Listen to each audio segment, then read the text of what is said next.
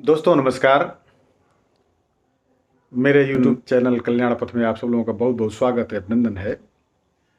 आज हम आप लोगों के समक्ष स्वभाव बदलो अपनी दुनिया बदलो इस विषय पर चर्चा करेंगे। दोस्तों, मनुष्य का स्वभाव ही उसको सफल या असफल और लोकप्रिय या अलोकप्रिय बनाता है।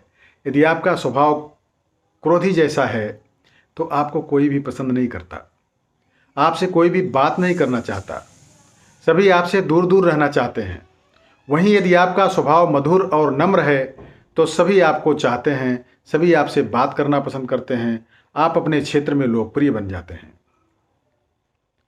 दोस्तों, जीवन को दो तरीकों से सुखद बनाया जा सकता है। पहला यह है कि जो तुम्हें पसंद है, जो आपको पसंद है उसे प्राप्त कर लीजिए, या जो प्राप्त है उसे पसंद कर लीजिए। अगर आप भी उन व्यक्तियों में से हैं, उन व्यक्तियों में से एक हैं जो प्राप्त को पसंद नहीं करते या न ही पसंद को प्राप्त करने का समर्थ रखते हैं, तो आपने स्वयं ही अपने सुखों का द्वार बंद कर रखा है। दोस्तों, सुख प्राप्त करने की चाह में आदमी मकान बदलता है, दुकान बदलता है, अपना शहर बदलता है, कभी कभी देश बदलता है, तो कभी कभी भेष भी बदलता है, लेकिन अपनी सोच, अपना स्वभाव ये बदलने के लिए राजी नहीं है। इसलिए दोस्तों, भूमि नहीं अपनी भूमिका बदलो।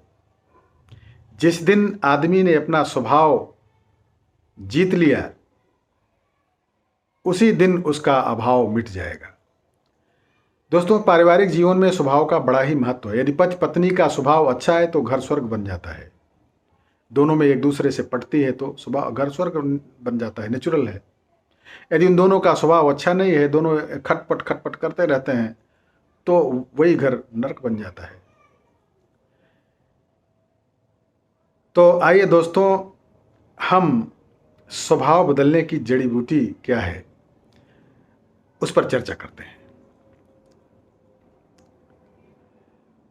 बहुत समय पहले की बात है, एक वृद्ध सन्यासी हिमालय की पहाड़ियों में कहीं रहते थे। वो बड़े ज्ञानी थे और उनकी बुद्धिमत्ता की ख्याति दूर दूर तक फैली थी। एक दिन एक औरत उनके पास पहुंची और अपना दुखड़ा रोने लगी। बाबा, मेरा पति मुझसे बहुत प्रेम करता था, लेकिन वह जब से युद्ध से लौटा है ठीक से बात तक नहीं करता। सन्यासी बोला कि युद्ध लोगों के साथ ऐसा ही कर देता है, ऐसा ही करता है। जब युद्ध में रहता है आदमी तो ऐसा ही उसका स्वभाव हो जाता है।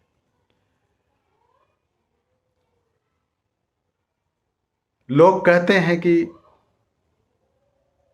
उस महिला ने विनती की कि लोग कहते हैं कि आपकी दी हुई जड़ी बूटी इंसान में फिर से प्रेम उत्पन्न कर सकती है, तो कृपया आप मुझे वो जड़ी बूटी दे दीजिए। सन्यासी ने कुछ सोचा और फिर बोला, देवी, मैं तुम्हें वह जड़ी बूटी जरूर दे देता, लेकिन उसे बनाने के लिए एक ऐसी चीज चाहिए जो मेरे पास नहीं है। महिला बोली, आपको क्या चाहिए, मुझे बताइए, मैं लेकर आऊंगी। सन्यासी बोला, मुझे बाघ की मूंछ का एक बाल चाहिए। तो दोस्तों, अगले ही दिन महिला बाघ की तलाश में जंगल में निकल पड़ी। बहुत खोजने के बाद उसे नदी के किनारे एक बाघ दिखा। बाघ उसे देखते ही दहाड़ा। महिला सहम गई और तेजी से वापस चली गई। अगले कुछ दिनों तक ऐसा ही होता रहा। महिला हिम्मत करके उस बाघ के पास पहुंचती और डरकर वापस चली जाती। महीना बीतते बीतते बाघ को महिला की मौजूदगी की आदत पड़ गई और अब वह उसे देखकर दहाड़ता नहीं था, सामान्य ही बना रहता। अब तो महिला बाघ के लिए मांस भी लाने लगी और बाघ बड़े चाव से उसे खाता।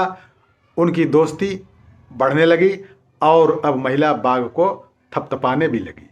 और देखते देखते एक दिन वो भी आ गया जब महिला ने हिम्मत करके बाघ की मूंछ का एक बाल भी निकाल लिया।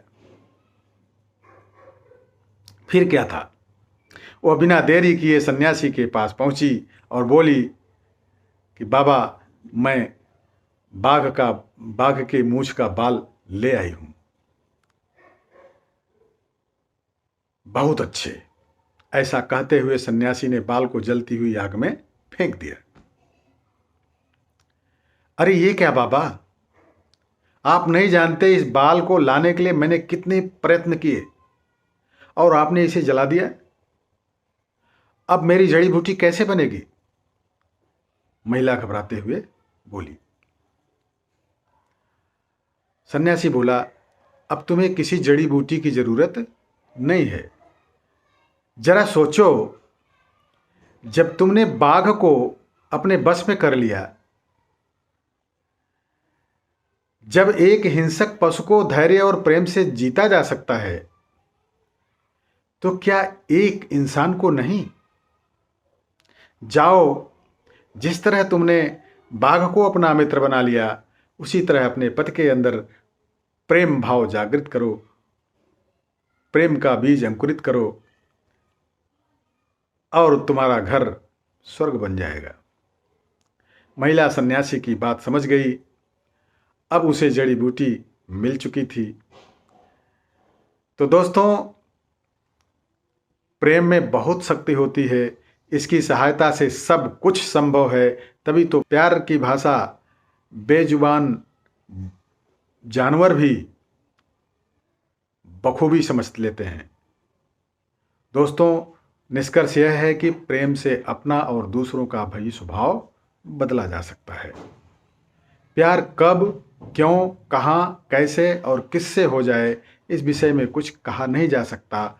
इसके लिए पहले से कोई व्यक्ति, विशेष स्थान, सच्चा प्यार केवल देने और देते रहने में ही विश्वास करता है। जहाँ प्यार है वहाँ समर्पण है, जहाँ समर्पण है वहाँ अपनेपन की भावना है, और जहाँ यह भावना रूपी उपजाऊ जमीन है, वहीं प्रेम का बीज अंकुरित होने की संभावना है। दोस्तों, वीडियो कैसी लगी कमेंट्स में अवश्य लिखिएगा, और इस वीडियो को अपने यारों, मित्रों, दोस्तों सबको शेयर अवश्य कीजिएगा। जिन लोगों ने अभी तक मेरे चैनल को सब्सक्राइब न किया हो, वो कृपया इसे सब्सक्राइब कर दें। बहुत बहुत धन्यवाद।